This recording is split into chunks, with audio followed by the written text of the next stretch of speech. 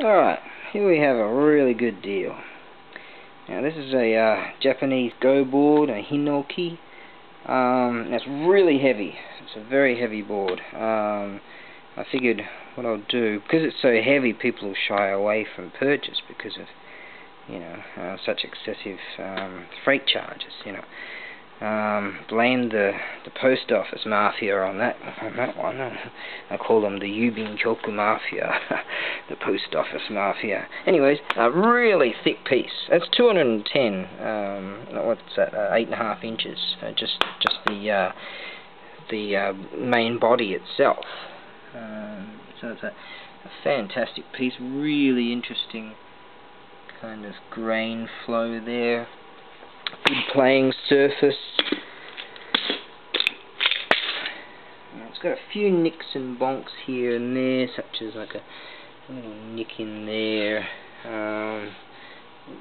tiny nick there, a few little nicks and bonks. And I found that a couple of the legs themselves, it sits beautifully. Look at this. That just sits beautifully. Now I found that a couple of the legs were a little bit loose, and so I popped in a little bit of paper, and that's generally what you do, and slide them back in, and they're all good. So I'd suggest once you get it, because I'll have to break it down, I have to go in 2 boxes, which are comprised of these and the legs, in order, just for safety reasons, weight-wise, size-wise, all that. If you were to try to put it all in one package. Now, I think that it should go via cell, economy air. Now, as I say, it's very heavy, and that's why I've just put a ridiculously cheap price on it. You could clean it up a little bit here and there, but it's a great antique piece. It really is. Like I say, with the legs themselves, you could just, as you plonk them back in, it's very easy to see which way they go and all that. They tell you on the insides. Bond them if you wanted to. Generally not the done thing. A little bit of paper and your golden, just like I've done. You'll see it's very easy to do.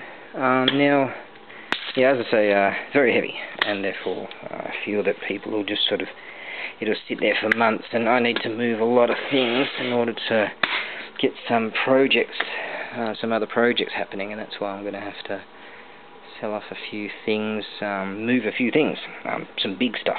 Alright, so what I've done is, I've decided to plonk